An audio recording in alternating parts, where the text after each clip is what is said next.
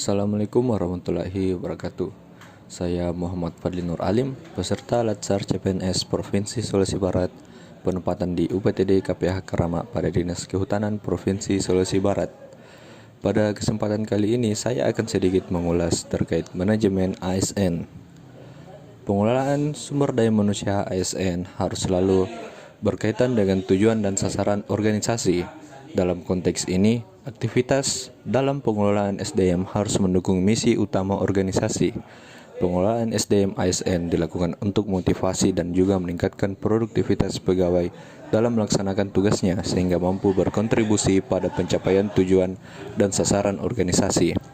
Organisasi membutuhkan pegawai yang jujur, kompeten, dan berdedikasi.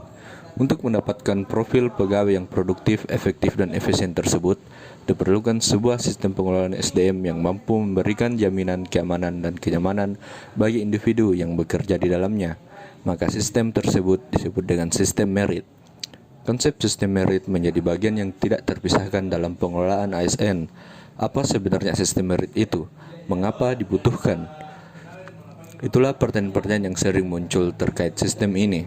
Sistem merit pada dasarnya adalah konsepsi dalam manajemen SDM yang menggambarkan diterapkannya objektivitas dalam keseluruhan semua proses dalam pengelolaan ASN, yakni pada pertimbangan kemampuan dan prestasi individu untuk melaksanakan pekerjaannya.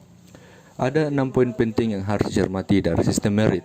Pertama, tentang pengorganisasian. Perencanaan ASN didasarkan pada fungsi organisasi melalui analisis jabatan dan analisis beban kerja. Audit kepegawaian, penyesuaian arah kebijakan nasional. Kedua, rekrutmen berorientasi pada talenta terbaik. Rekrutmen berbasis jabatan dan sertifikasi.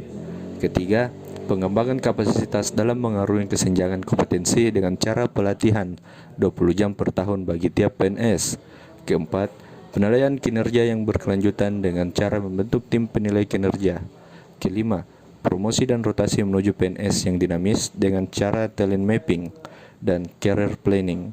Keenam, mengapresiasi cara layak dengan perubahan sistem pensiun dan sistem kompensasi yang memadai.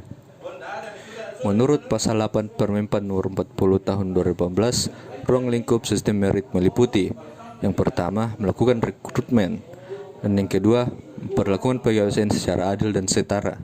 Ketiga, mengelola pegawai ASN secara efektif dan efisien. Keempat, memberikan remunerasi yang setara untuk pekerjaan-pekerjaan yang setara dengan memperhatikan hasil kinerja. 5. Memberikan penghargaan atas kinerja pegawai yang tinggi. 6. Memberikan hukuman atas pelanggaran disiplin. 7. Menjaga standar yang tinggi untuk integritas, perilaku, dan kepedulian untuk kepentingan masyarakat. 8. Menerapkan pengisian jabatan dengan uji kompetensi sesuai standar kompetensi jabatan yang dipersyaratkan. 9. Memberikan kesempatan untuk mengembangkan kompetensi kepada pegawai ASN. Ke-10. Melaksanakan manajemen kinerja pegawai untuk mencapai tujuan organisasi. 11. Melindungi pegawai ASN dari intervensi politik dan tindakan kesewenang-wenangan. 12. Memberikan perlindungan kepada pegawai. Namun pada kenyataannya, penerapan sistem merit di Indonesia masih menghadapi berbagai tantangan yang harus dibenahi oleh pemerintah, khususnya dalam menerapkan strategi manajemen sumber daya manusia. Hasil penelitian Komisi Aparatur Sipil Negara di beberapa kementerian rata-rata sudah tergolong baik, tetapi masih terdapat 5 kementerian yang termasuk dalam kategori 2, yakni kurang baik. Kondisi demikian tentu membutuhkan alternatif solusi berupa penggunaan metode sistem merit yang efektif, mulai dari perekrutan ASN hingga pengawasan. Penerapan sistem merit manajemen ASN di pemerintah Provinsi Sulawesi Barat pada tahun 2018 hanya mencapai nilai 188 yang masuk dalam kategori 2, atau menunjukkan bahwa instansi dinilai kurang dan perlu dibimbing untuk melengkapi berbagai persyaratan sistem merit manajemen ASN. Masih belum optimalnya pengelolaan manajemen ASN juga terlihat dari masih tingginya jumlah PNS dengan jabatan pelaksana 47,45% dibandingkan dengan jabatan fungsional 37,47%. Hal ini mengakibatkan menumpuknya jumlah PNS tenaga administrasi yang tidak memiliki kompetensi teknis secara spesifik dan berakibat pada kinerja PNS dan organisasi. Untuk itu, pemerintah Provinsi Sulawesi Barat memerlukan sistem pengukuran kompetensi yang mampu mengukur seluruh ASN agar talenta yang ada dapat dipetakan dan dikembangkan sebagaimana diatur dalam Peraturan Menteri Pendayagunaan Aparatur Negara dan Reformasi Birokrasi Nomor 3 Tahun 2020 tentang manajemen talenta ASN.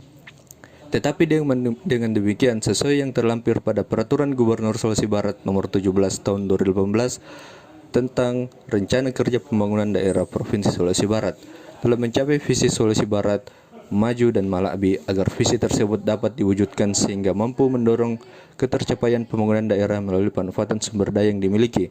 Maka ditetapkan misi pembangunan daerah yang menjadi langkah dalam pencapaian visi tersebut, seperti yang tertuang pada misi pertama, yaitu membangun sumber daya manusia berkualitas, berkepribadian dan berbudaya, yaitu sumber daya manusia adalah kemampuan terpadu dari daya pikir dan daya fisik yang dimiliki individu, pelaku dan sifatnya dilakukan oleh keturunan dan lingkungannya, sedangkan prestasi kerjanya dimotivasi oleh keinginan untuk memenuhi kepuasannya. Maka dalam hal ini birokrasi yang ada di Sulawesi Barat akan segera berbenah dan menjadi lebih baik lagi. Sekian sedikit ulasan dari saya mengenai manajemen ASN. Saya Muhammad Fadli Nur Alim. Terima kasih. Wassalamualaikum warahmatullahi wabarakatuh.